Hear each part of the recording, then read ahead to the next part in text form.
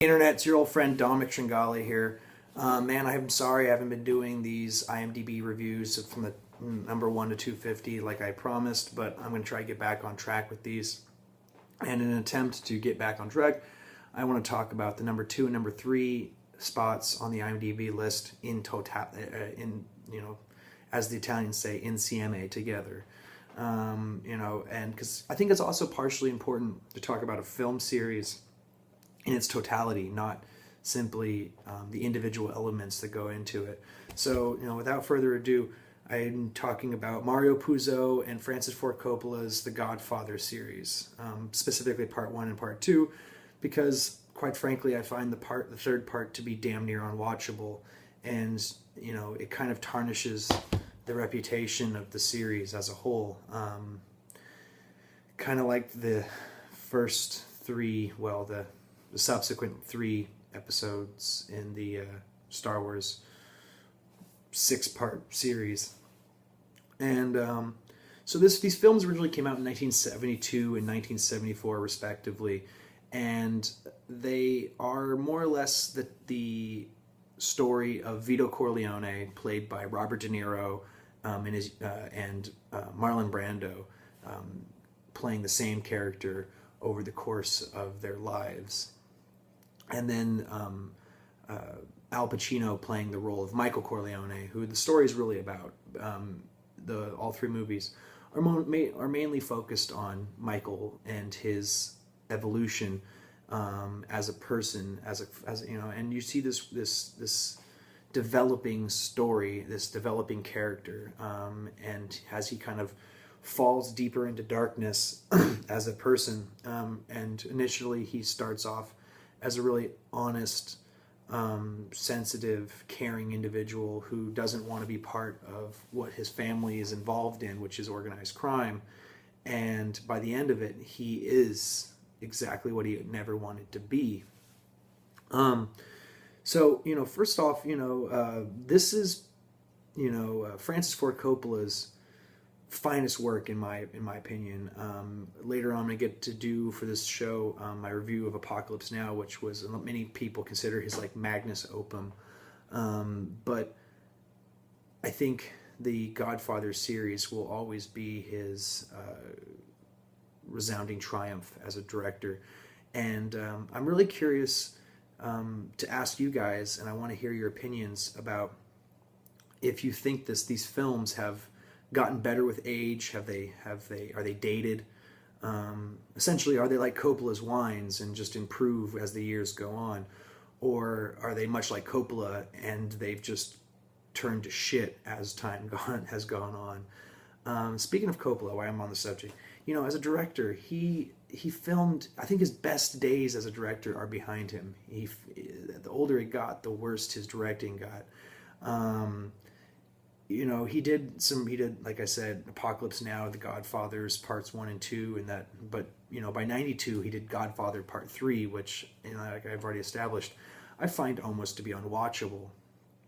And it's only watchable because it puts a cap to the whole story as a whole. But he did The Outsiders and Rumblefish and Bram Stoker's Dracula, and he even did that Robin Williams film Jack, which is entertaining, but wholeheartedly it's such a divergence from his other work as a director. I wonder what possessed him, honestly, to want to direct something like that. So, in 1972, when The Godfather originally came out, you just didn't see films like this. It was a mafia film, and that's not necessarily a new thing in Hollywood. But you always see at the end of a mafia movie, the main character get killed in a hail of gunfire as the police storm his compound.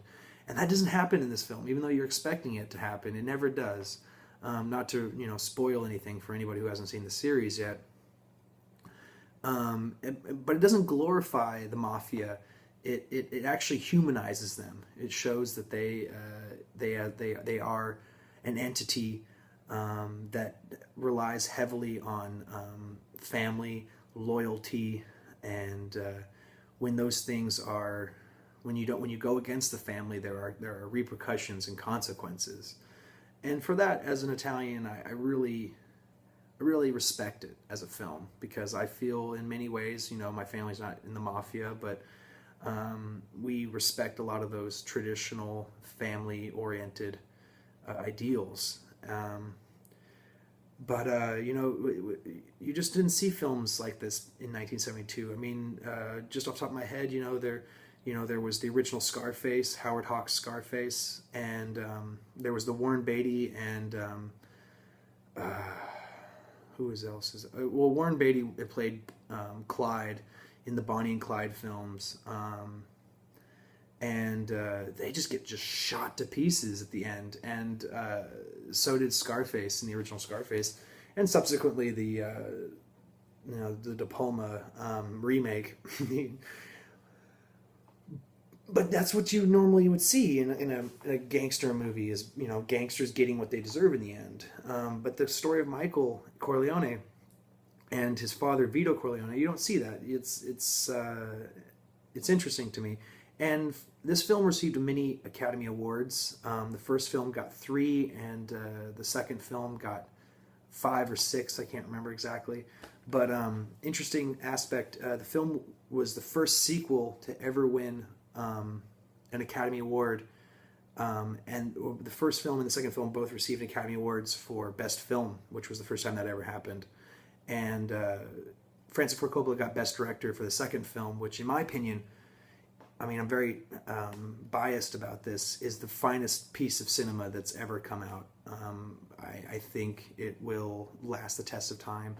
And Francis Ford Coppola, if you ever get a hold of this somehow, I love you as a director. I'm sorry for the things I said earlier about you, but I think that this was your best work. And I think you probably agree with me, though, if you really think about it. So the Mario Puzo, the original writer of the novel, and Francis Ford Coppola received 2 Academy Awards, one for each film, for adapting the original book to a screenplay. And the character of Vito Corleone was awarded an Academy Award twice, once for the first film, once for the second film. Marlon Brando and Robert De Niro both received Academy Awards, and the only kid who played Vito Corleone, the 9-year-old kid in the second film, he got snubbed. He never received any sort of recognition for his role in the film, though he's only in the film for 8-9 minutes. But he was a young Italian actor at the time, and I really do think he did a good job, despite the fact he's only in the film for 9 minutes. You know, and but this interesting bit of information is both Robert De Niro and Marlon Brando didn't show up to the Academy Awards when they won for Best Actor. Robert De Niro was supposedly, had other obligations that kept him from attending the award ceremony. But Marlon Brando actually boycotted it, and he sent a Native American actress in his place to refuse the award for him, being for the second time, and literally it's only happened twice where an actor has received Best Academy Award or Academy Award for Best Actor and refused to take it. And the first time happened in like 1935, and the second time it happened was 1974 or 1973 when Marlon Brando refused. And it was actually in order, he wanted to give this Native American actress an opportunity to talk about how negatively Native Americans are portrayed in cinema, and how they're more or less Native American actors are treated like shit. And so it was really interesting that Marlon Brando did that. He's such an eccentric actor, and I find his acting over the top. I really don't necessarily like him as an actor, but he made this film, the first film specifically, such a fantastic film, and really it spawned the sequel. So I have to thank him for doing such a great job. So what else can I say about this film? It's long. It's definitely to watch all 3 of them is about 9-10 hours of your life, and we won't necessarily regret it, but it definitely does take a while to digest all 3 films. The second film is more in line with actual historical events, because you see this the mob taking over Las Vegas. You see the character of Hyman Rothstein, as fans of the Boardwalk Empire show will know him as the guy who rigged the 1919 World Series. And that's a true story that actually happened. It's pretty interesting how somebody would go about rigging the World Series. But interesting thing about this is it displays the murdering, the killings, the vendetta killings of the Corleone family. It makes them justifiable homicide. Everything that happens throughout these films seems very justified, and it's not just, greed and power hunger and just a desire for more power. It actually is all part of some sort of bizarre moral code. And I can't talk about these films enough. They're just amazing. And that's why, now, my list is only starting off, but I'm putting these films at number 1 and number 2, with the second Godfather being my number 1 pick and the first Godfather being my number 2 pick, pushing Shawshank Redemption down to number 3. And I think the only reason that on the IMDb list that it's rated so highly is because Shawshank Redemption has had like 20 times the amount of exposure on television, and more people have seen it. I mean, this movie came out in 1972, 1974. A lot of people haven't even seen it before, and it's so damn long and bloody. It has this reputation that people don't necessarily want to take the time to check it out. So my recommendations for you is I'm giving you an offer you can't refuse. Watch this fucking film, okay? Go get a copy. Buy this one. I love this. This is I got this for $20 used. The Godfather Criterion Collection. It's the best thing in my DVD collection, which is expansive and large, much like Marlon Brando's and Francis Ford Coppola's Waistlines. So anyway, next week I'm going to be reviewing Batman: The Dark Knight. Probably Heath Ledger's finest actorial piece, and the best in the new Batman series. And so, as always, please subscribe. Clickety-clack that subscribe button. Hit the thumbs up or thumbs down. It really doesn't care to me, because any sort of like or dislike helps me out, because that's how YouTube decides if people are actually watching this shit. Throw some comments down below. Share this video on your Facebook or Twitter feeds, and stay tuned for next week, because I'm Batman.